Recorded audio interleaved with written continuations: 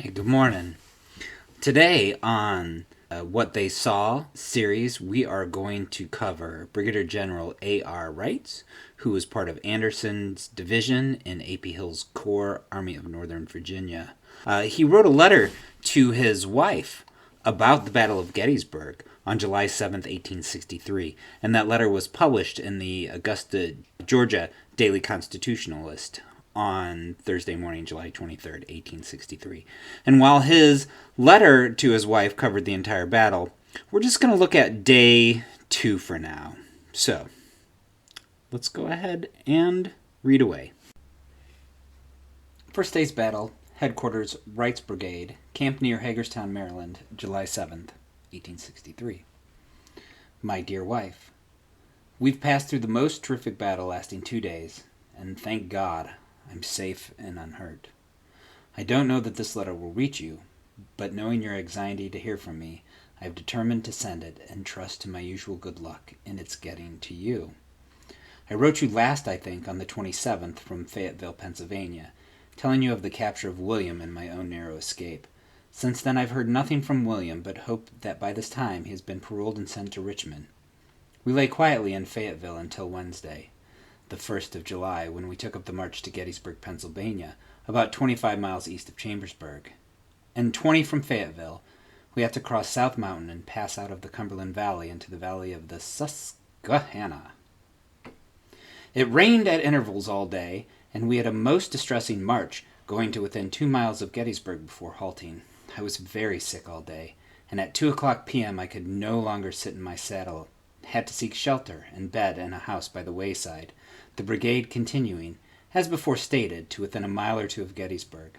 About 10 or 11 o'clock a.m., Heath's division, which was in advance, encountered the enemy some 3 or 4 miles from Gettysburg, pretty strongly posted on a range of hills. He soon drove them back for a mile or so, when Pender's division, also of our Hills Corps, coming up, they pressed the enemy vigorously and drove him back to town. Late in the evening, 2 divisions of Ewell's Corps, Early and Rhodes, came up on the right of the enemy line and drove him into and through the town to a mountain range on the south side of the town when the fight closed. None of Longstreet's corps, nor our own division of Hill's Corps, nor Johnson's division of Ewell's Corps were engaged in this day's fight. The enemy were badly whipped and driven for more than 3 miles, with great loss in killed, wounded, and prisoners, 3,000 of the latter being taken. Second day's battle. On Thursday morning, July 2nd, our whole army having been placed in position except General Pickett's division of General Longstreet's and Johnson's division of Ewell's Corps, which had not come up, we prepared to attack the enemy, and pushing forward a strong line of skirmishers, we drove in their advance line and found them strongly posted on a mountain range, a spur of South Mountain, which runs from Gettysburg near south. The town being situated at the base of its extreme northern end, their right resting on the crest of the mountain overlooking Gettysburg, and their left resting upon a sharp peak, which rises abruptly from the general elevation of the range several hundred feet at a distance of about 3 or 4 miles from town. General Wright is, of course, talking about Little Round Top. The timber on the east side of the mountain had, except in small patches, been removed, and the slope was in cultivation, the fields yellow with the ripening grain.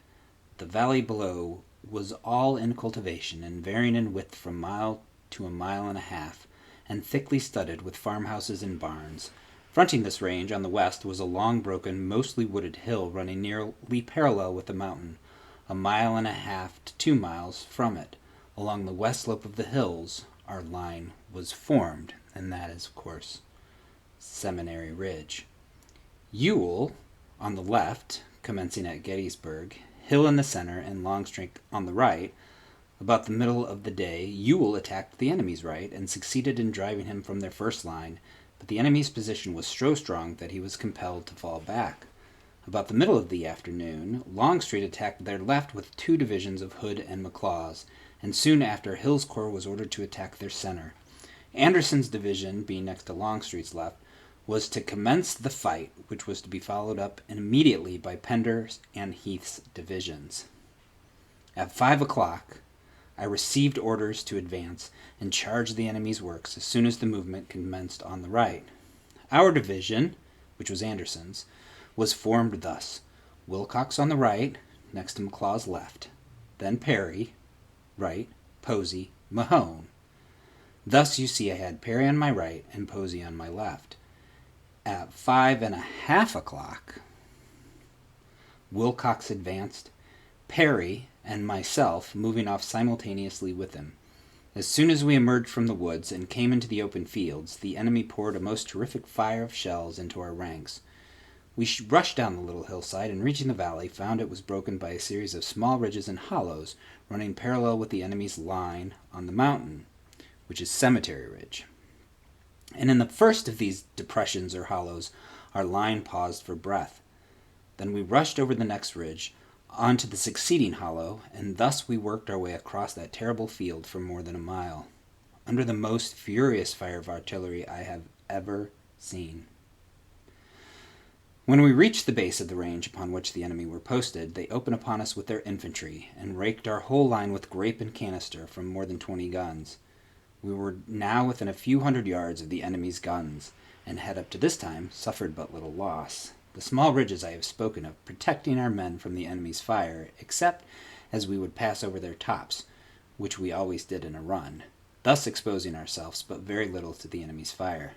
But now, here we were in a hot place, and looking to my left through the smoke, I perceived it was apparent that neither Posey nor Mahone had advanced, and that my left was wholly unprotected. I immediately dispatched a courier to General Anderson, informing him of the fact, who answered that both Posey and Mahone had been ordered in, and that he would reiterate the order, and I must go on.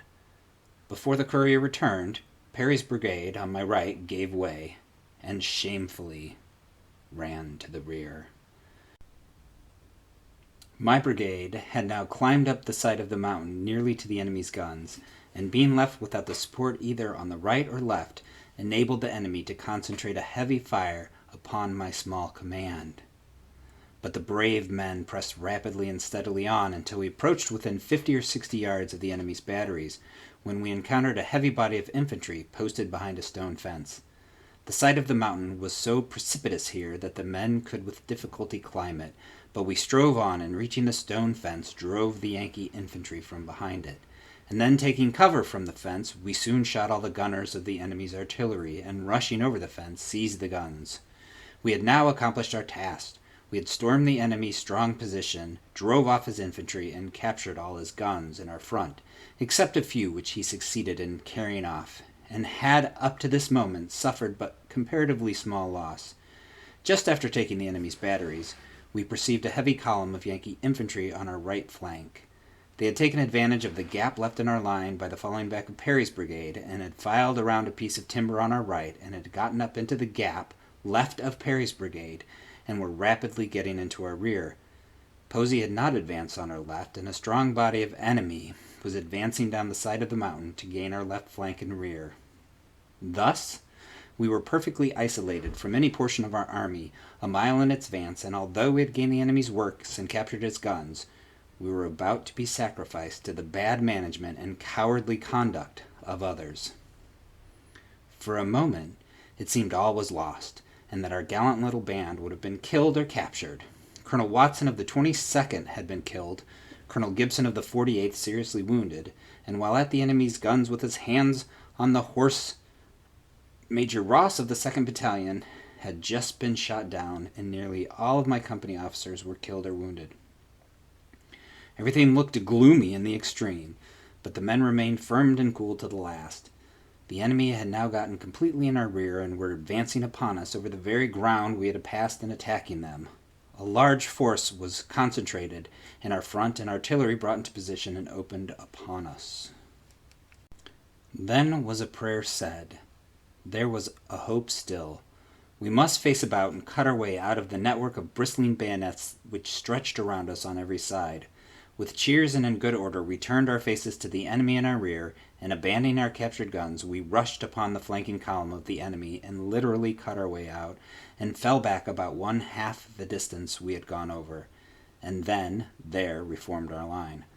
But alas, very few of the brave spirits who so recently had passed over that line, buoyant in spirit and confident of success, now answered to the order that calmly rang out upon the air.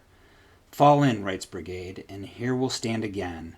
Of over 1,600 that went into the fight, 554 were all that answered to that summons. What a loss. More than 1,000 men in a small brigade, killed, wounded, and taken prisoner. I hope and believe that quite a number were captured uninjured, and particularly so in the 48th and 2nd Battalion, as they were completely surrounded and somewhat detached from the balance of the brigade. A great many of our wounded were necessarily left in the enemy's hands, as we had to fall back too rapidly to permit our bringing them off.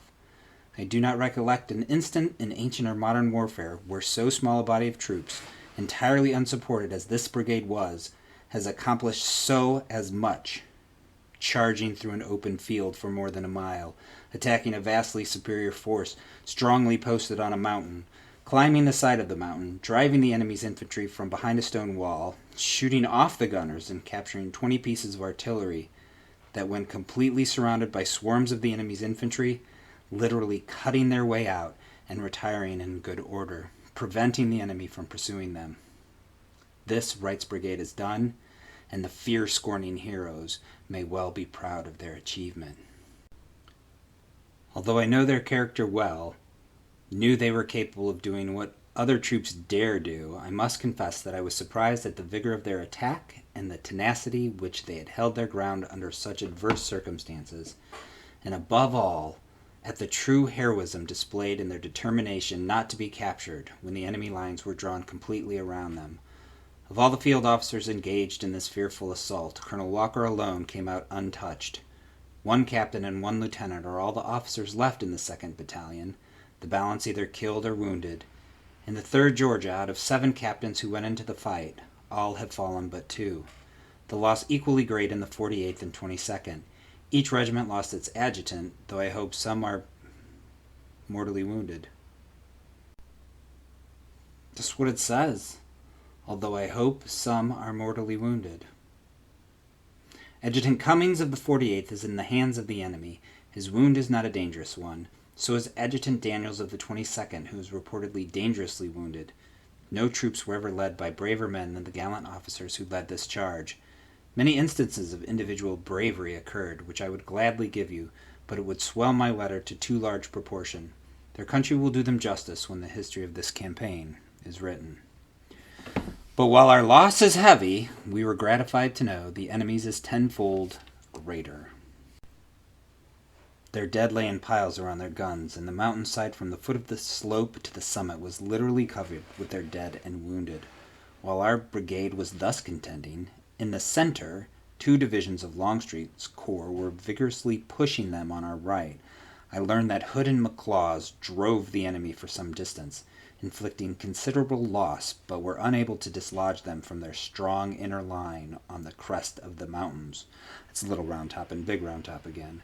Wilcox, also in our division, drove them for some distance and would no doubt have succeeded in getting into their stronghold had not Perry's brigade, which was on his left, gave way in the manner in which I have already described, although Wilcox's brigade was stopped by the charge of the 1st Minnesota. Night now having set in, the battle closed, and the survivors of that bloody day were engaged until nearly dawn in bringing out and taking care of their wounded comrades. I need not tell you that sleep was not thought of by me on that night. In General Wright's official report, dated September 28, 1863, General Wright states the following about his brigade's stand on Cemetery Ridge. We were now complete masters of the field, having gained the key, as it were, of the enemy's whole line. Fortunately for the Union Army, Wright's brigade was driven off.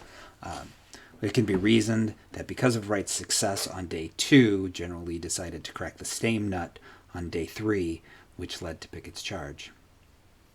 Anyway, thanks for watching. You have a great day.